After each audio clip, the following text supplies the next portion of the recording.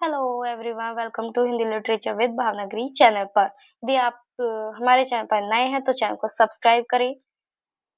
और चलते हैं, आज हमारा टॉपिक है चंद्रदेव से मेरी बातें कहानी पढ़ेंगे। ये किसकी है? राजेंद्र बाला घोष, बंग महिला, जो मतलब बंग महिला के नाम से भी इन्हें जाना जाता है। तो चलिए चलते हैं, पढ़ते हैं। सबसे पहले पढ़ेंगे हम पृष्ठभूमि इसकी। पृष्ठभूमि इसका प्रकाशन है इसका अ, प्रकाशन सरस्वती पत्रिका में छपी है और प्रकाशन इसका 1904। इसका टाइप जो है यानी रूप है वो निबंध है और शैली इसकी पत्रात्मक है। ये पत्रात्मक शैली में लिखा गया है।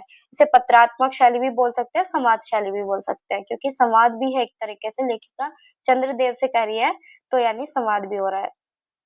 इसमें एक मतलब एक लेखक ने एक कथाकार है जिसने ये कथन दिया है कि इसे हिंदी की पहली राजनीतिक कहानी मानते हैं। कौन?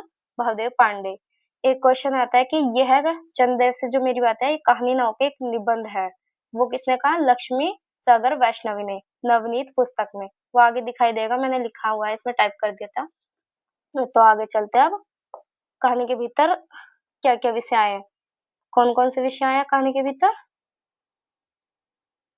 पक्षपात, कलकत्ता की बात, एकता का सूत्र, तंत्र विज्ञान, परिवर्तन, ज्ञान विज्ञान, वाहन चपल, एकता का सूत्र, तंत्र विज्ञान हो गया, ये शायद रिपीट हो गया, परिवर्तन भी रिपीट हो गया, चिकित्सा, बिजली, कानून आदि। ठीक है, देखो ये रहा वो कथन कि चंद्रदेव से मेरी बातें कहानी नहीं एक निबंध है। किसने कहा है? लक्ष्मी सागर वैष्णवी। किस पुस्तक में मिलेगी? नवनीत पुस्तक में। ओके, आगे चलते हैं। इसका प्रतिपाद्य क्या है, मतलब इसमें क्या दिखाया जाएगा? उपनिवेशवाद के शिकार भारत में तत्कालीन आर्थिक, राजनीतिक, सामाजिक समस्या का वर्णन करते हुए वायसराय लॉर्ड कर्जन और उनकी व्यवस्था पर करारा व्यंग्य किया गया है। आपका क्वेश्चन इस टाइप से पूछा जा सकता है एग्जाम में कि चंद्रदेव से मेरी बातें कहानी पर किस पर व्यंग्य किया गया है, तो उसमें ऑप्शन लॉर्ड कर्जन पर आपको टिक लगाना है। नेक्स्ट पॉइंट है, यह कहानी चंद्रदेव को लिखे गए पत्र के रूप में लिखी गई है। क्या दिखाया जिसमें? गुलाम भारत की व्यवस्था और परिवेश पर व्यंग्य। आगे चलते हैं, अंग्रेजी सरकार की न्याय व्यवस्था पर व्यंग्य। रंग भेद और पक्षपात, ये तो ज्यादा ही दिखाया गया है। रंग भेद और पक्षपात दिखाया गया है अंग्रेजों और भारत के बीच में। आगे क्या दिखाया गया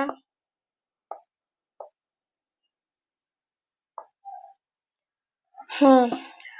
सरकारी मिशन, ओफो, सरकारी मिशन कमीशन की उपयोगिता पर प्रश्न चिन्ह। इसमें आगे जब कहानी पढ़ेंगे ना तो उसमें दिखाया जाएगा कि मिशन और कमीशन की उपयोगिता क्या है।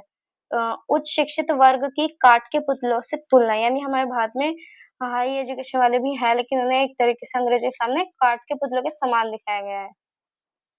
भारत की दीनहीन व्यवस्था को देख लेने का आग्रह चंद्रदेव से किया गया है। तो क्वेश्चन पूछा जा सकता है कि भारत की दीनहीन व्यवस्था को देख लेने का आग्रह किससे किया गया है? चंद्रदेव से। आगे, प्रकृति से छेड़छाड़ पर व्यंग्य किया गया है। मसलन ये कथन है जो भाई यहाँ पे दिया गया है, तो ये इम्पोर्टेंट अपने आप में ही हो जाता है।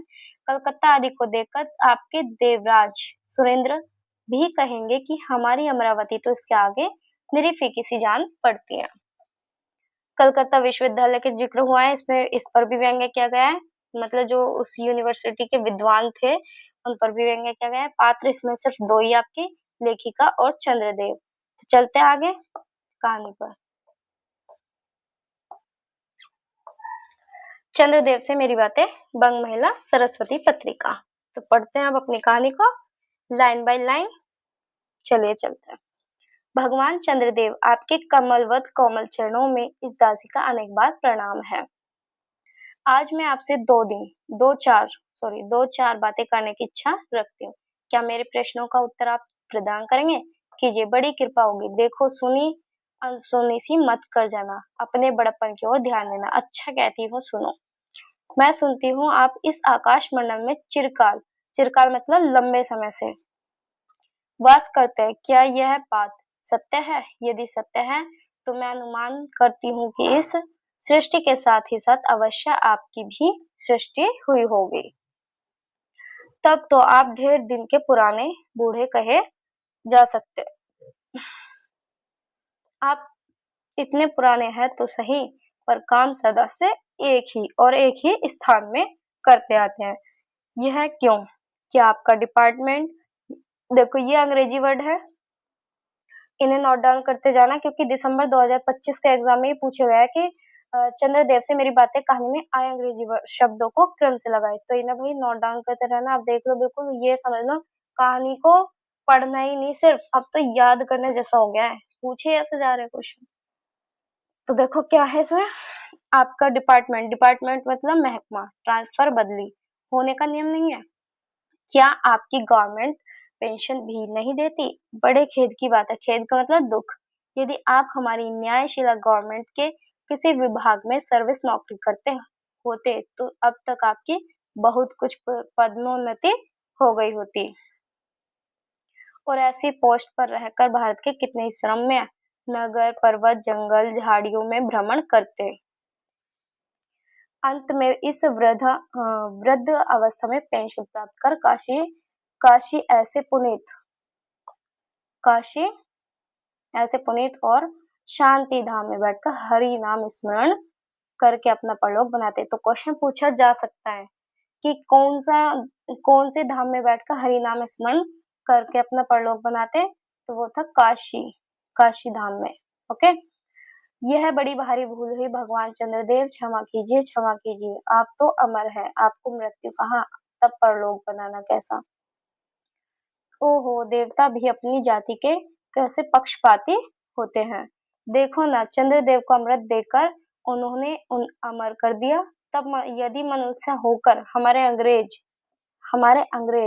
अपने जाति वालों का पक्षपात करे तो आश्चर्य क्या है। सही बात है, जब मतलब देवता और देवता का पक्ष करे तो फिर भाई ये क्यों ना करे, तो ये मनुष्य भी करेगा अपनी जाति वाले का पक्षपात, ये तो है ही। अच्छा, यदि आपको अंग्रेज जाति की सेवा करना स्वीकार हो तो एक एप्लीकेशन, निवेदन पत्र, एक ये अंग्रेजी वर्ड, ये यहाँ पे निवेदन पत्र हमारे आधुनिक भारत प्रभु लॉर्ड कर्जन के पास भेज देवे, यानी एक पत्र यहाँ पर भेज देवे।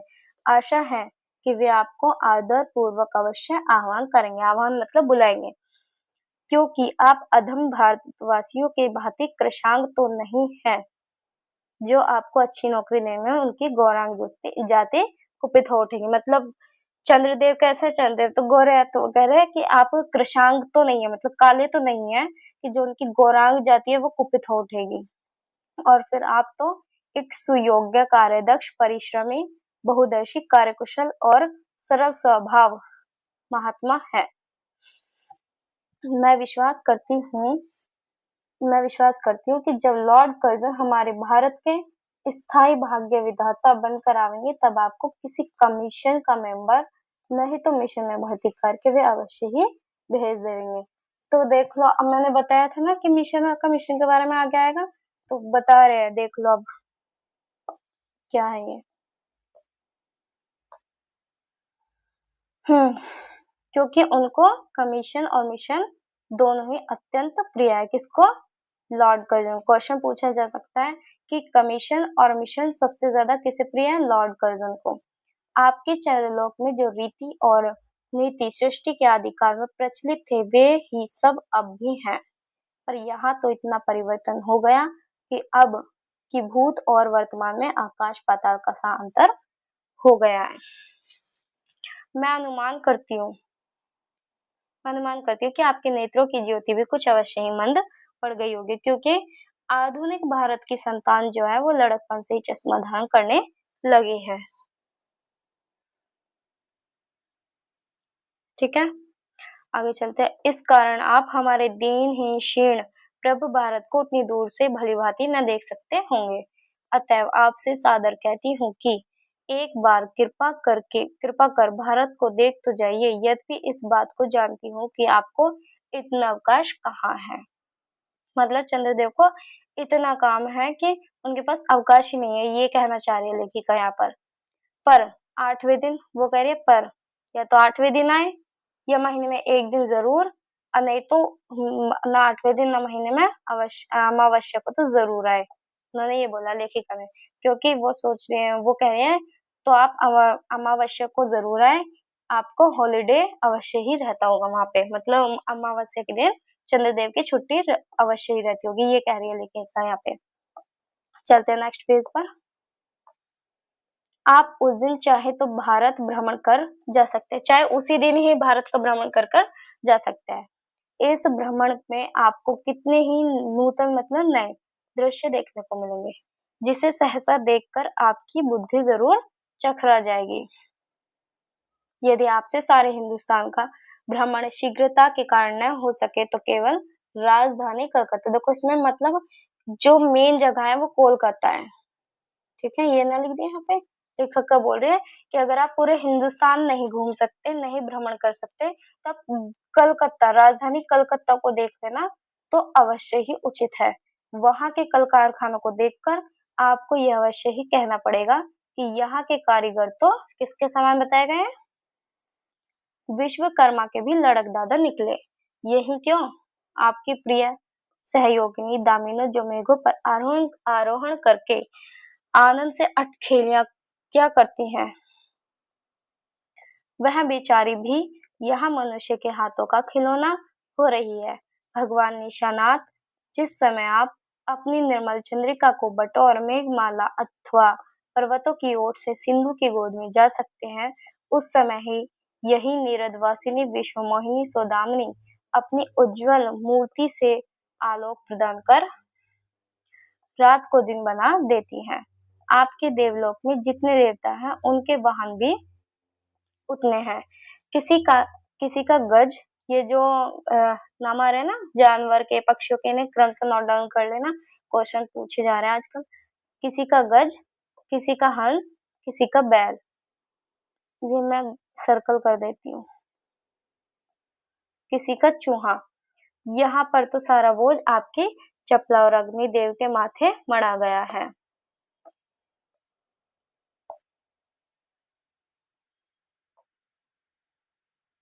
तो क्या ब्राह्मण, क्या क्षत्रिय, वैश्य, शूद्र, इनका भी जिक्र आया, देखो इन्हें नोट डाउन कर लेना।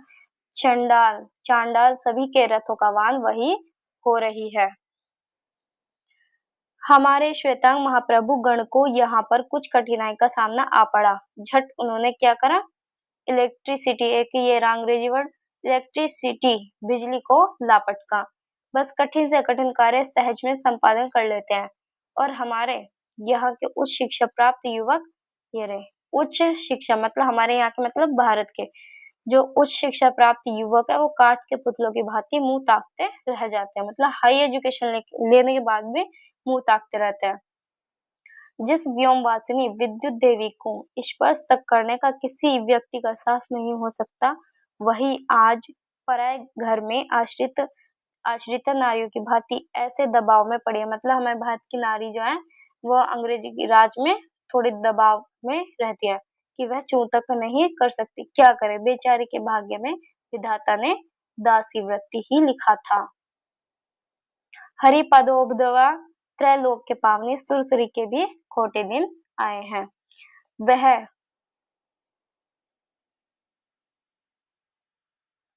वह भी अब स्थान स्थान में बंद ग्रस्त हो रही हैं।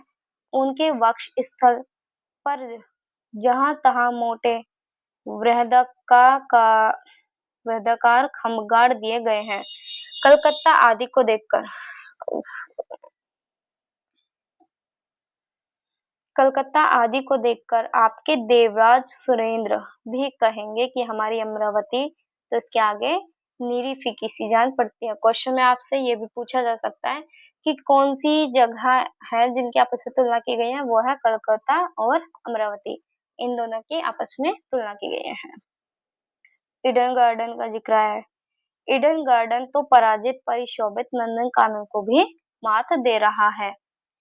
वहां के विश्वविद्यालय के विश्व श्रेष्ठ पंडितों की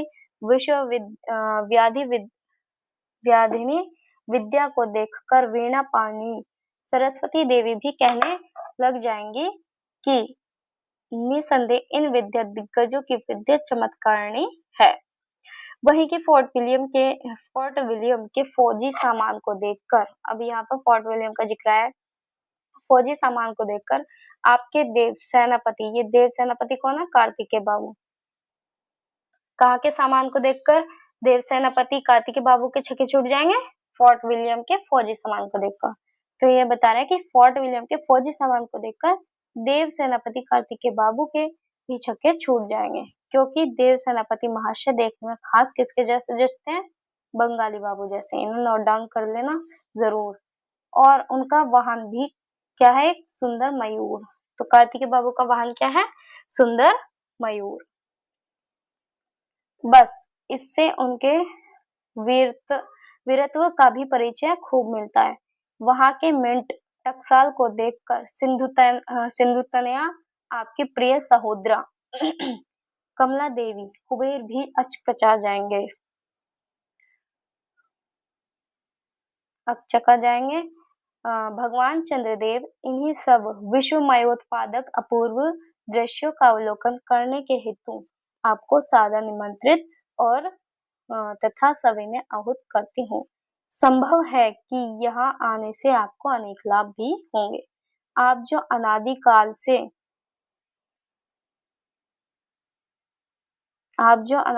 से निज उज्ज्वल वपु में कलंक की कालिमा लेपन करके कलंक की शशांक, शशधर, शशलांश आदि उपाधि किन तीन नामों से उपाधि दी गई है इन्हें?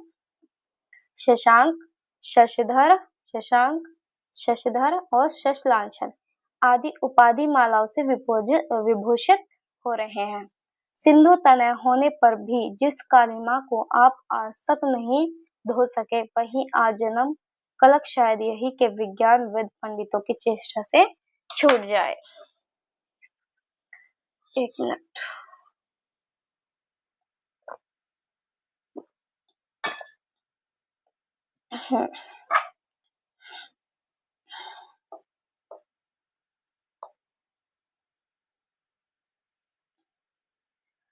तो यहाँ पढ़ते हैं हम। जब बम्बई, देखो बम्बई का भी जिक्र आया है, जगह एक कोलकाता, काशी, कोलकाता, बम्बई और अब ये स्वर्गीय महारानी विक्टोरिया देवी की प्रतिमूर्ति से काला दाग छुड़ाने में प्रोफेसर गज्जर महाशय फलीभूत हुए। क्वेश्चन पूछा जा सकता है कि स्वर्गीय महारानी विक्टोरिया देवी की प्रतिमूर्ति से काला दाग छुड़ाने में कौन फलीभूत हुए थे? प्रोफेसर गज्जर महाशय। तब क्या आपके मुख की कालिमा छुड़ाने में फलीभूत नहीं होंगे? शायद आप पर यह बात भी अभी तक विदित नहीं हुई कि आप और आपके स्वामी सूर्य भगवान पर जब हमारे भूमंडल की छाया पड़ती है तभी आप लोगों पर ग्रहण लगता है, पर आपका तो अब तक वही पुराना विश्वास बना हुआ है।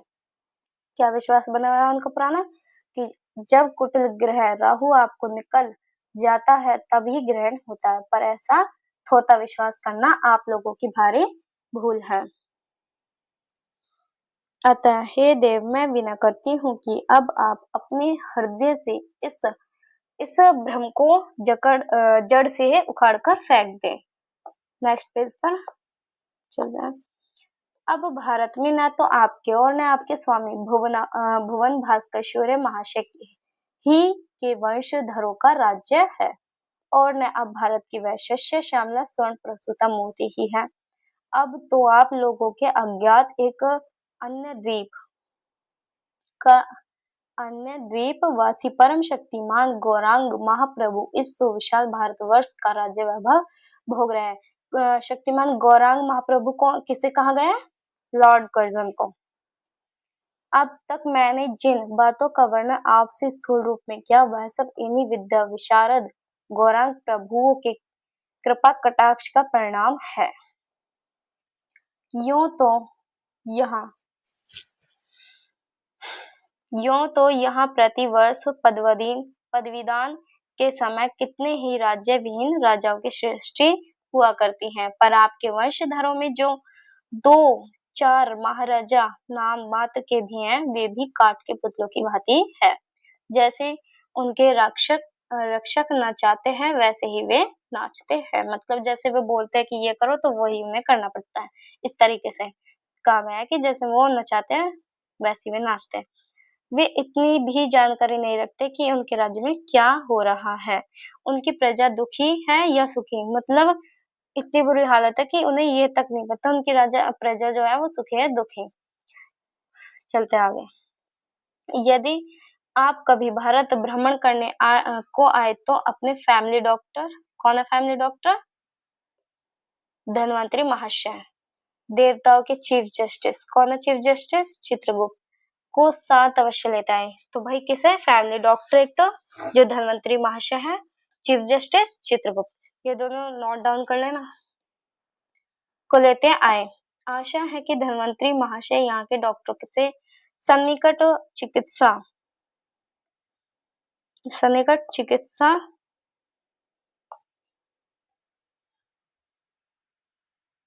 संबंधी बहुत कुछ शिक्षा लाभ कर सकेंगे। यदि प्लेग, ये क्वेश्चन नोट डाउन कर लेना, यदि प्लेग महाराज ईश्वर न करे आपके चंद्रलोक या देवलोक में घुस पड़े, प्लेग एक बीमारी का नाम है, इसे नोट डाउन कर लेना।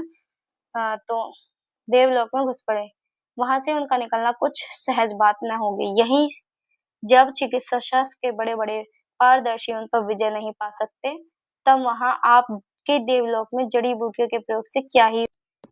यहाँ इंडियन पिनल कोड की धारा को देखकर चित्रगुप्त जी महाराज अपने यहाँ के दंड विधि कानून को बहुत कुछ सुधार सकते हैं, और यदि न हो तो यहाँ से वे 2-4 टाइपराइटर भी खरीद ले जाएं। जब प्लेग महाराज अपार अनुग्रह ऑफिस में कार्य के अधिक हुए, तब उससे उनकी राइटर्स बिल्डिंग के राइटर्स के काम में बहुत ही सुविधा और सहायता पहुंचेगी। वे लोग 2 दिन का काम 2 घंटों में कर डालेंगे। अच्छा, अब मैं आपसे विदा होती हूँ, यानी विदा लेती हूँ एक तरह से। मैंने तो आपसे इतनी बातें कही, पर खेद है, खेद मतलब दुख है, आपने उनके अनुकूल या प्रतिकूल एक बात का भी उत्तर न दिया। वो कह रही कि मैंने जितने भी प्रश्न किए हैं अभी तक उनका ना तो अनुकूल न प्रतिकूल किसी भी बात का उत्तर आपने नहीं दिया है। परंतु आपके इस मौन अवलंब का मतलब है कि आपके चुप रहने के कारण को मैं स्वीकार का सूचक समझती हूँ। अच्छा, तो मेरी प्रार्थना को कबूल करके एक दफा यहाँ जरूर आइएगा, एक बंग महिला। तो ये हमारी कहानी कंप्लीट होती है। तो अगली वीडियो का नोटिफिकेशन पाने के लिए हमारे चैनल को सब्सक्राइब करें। थैंक यू, धन्यवाद, मिलते हैं नेक्स्ट वीडियो में। Okay, take care.